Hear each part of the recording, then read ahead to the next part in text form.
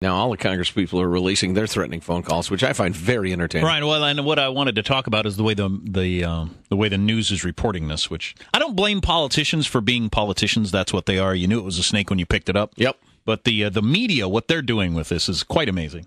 Congressman Stupak, you baby killing, you turncoat son of a.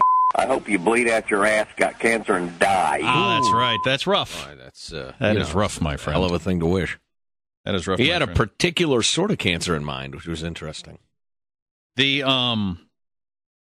media is beside itself, certainly, over the last several days. With it. I mean, it's been the lead story on NBC and CBS Evening News.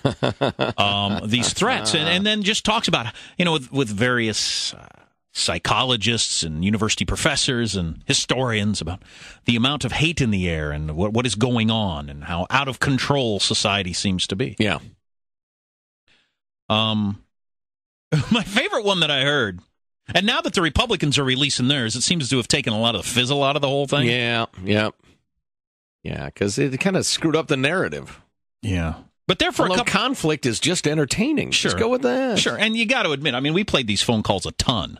You got to admit these phone calls are gold in terms of... But the media actually taking seriously that this is like it's a one-sided Tea Party people are crazy. What is wrong with right-wingers story? Right. And I just don't get. I was looking up stories on Jim Bunning death threats. All of them from March 2nd. That's how long it was ago. March 2nd, 1991. 3 weeks ago, Representative Jim Bunning. Sorry, the 70s? Is that what do you remember? The 1970s? That story?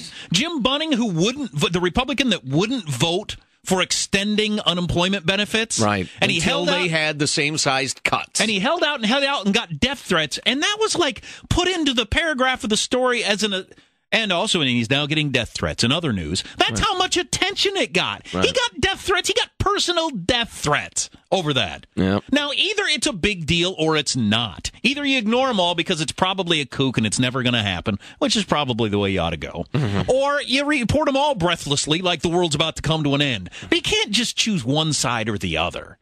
How about when every time you have the WTO up in Seattle? Anytime you have any of those environmentalist, anarchist nut jobs smashing windows and rioting in the streets, how come that's just kids being kids? You know how they are.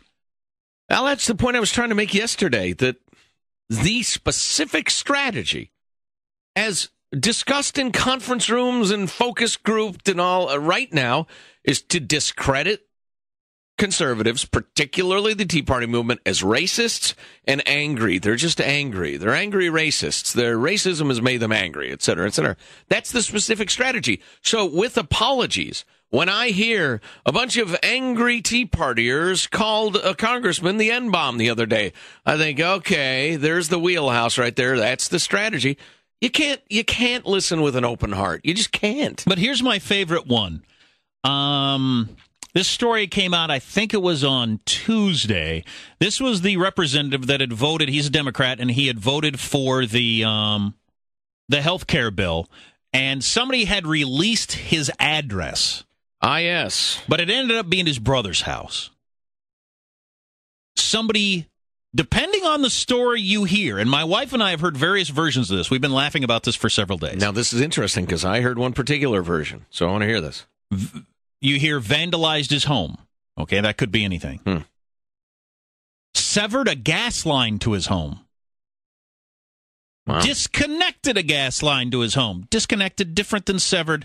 And then the story that we originally heard, that we never heard again, was disconnected the propane from his grill.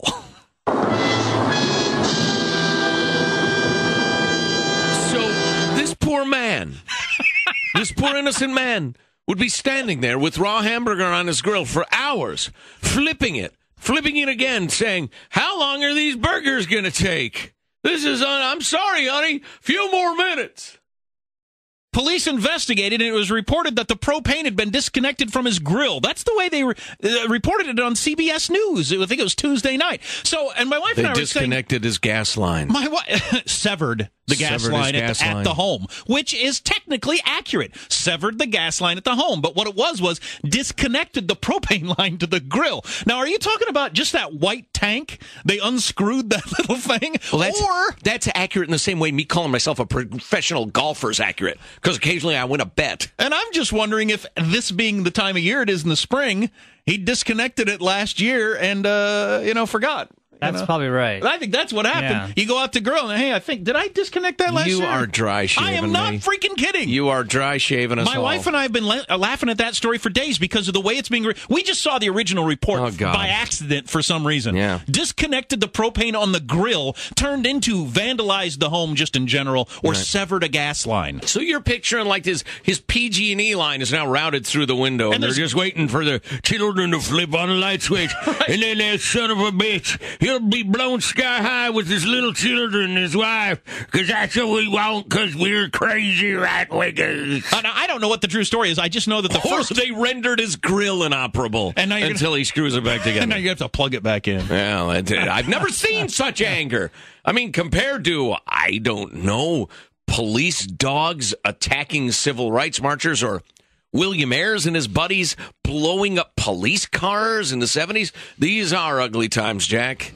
Those burgers will never get done. I thought that was hilarious. I almost went kerblooey with the propane thing one time. Oh, really? What'd you do? Someone I was at a rental, and the barbecue thing, the hose was disconnected to the side burner, but everything else was intact. I had all burners going, all knobs to full power. Ooh, yeah. Ooh. And I was grilling for... And you were grilling in your living room, as you so often do. I do. What's wrong with that? It keeps the house warm. Right. 2 birds, 1 stone. It's John in Chico. Hello, John. How are you, sir? Good morning, guys. I'm a retired law enforcement investigator, and I've done some dignitary protection.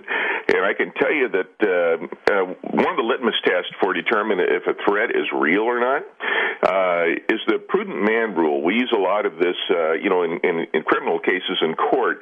And basically what we're asking ourselves is this the kind of statement that the average person would take as a serious threat? Now, if it is, we take it a little bit further. We get into it. John, I love that. And just to pause for a second, there's the reasonable man rule in the Supreme Court. It used to be that our society would use as a measuring stick for important matters. Look, let's be serious about this. What do you think? Do you think it's serious or not? That was the measuring stick, because you could count on people to be honest, more or less. Absolutely, but now comes CYA, and in this current atmosphere, it's all about CYA. So virtually anything that comes down the pike, you better get out there and do whatever you got to do. Covering your arse against what? Attorneys and lawsuits and. And we spend a lot of money doing CYA stuff, absolutely ridiculous stuff. I have a son right now who's in law enforcement, and he works in an agency near you, and they have done some horrifically stupid things under the guise of CYA. Well, you keep saying CYA. What do you mean? Well, I'll give you one example. They had a white powdery substance found in the boys' bathroom at a elementary school. They called the police out to investigate it because there was all this hysteria about white powder being sent in envelopes and whatnot. He looks at it and he goes, "Hey, it's white powder. It comes from the borax up there on the hand soap.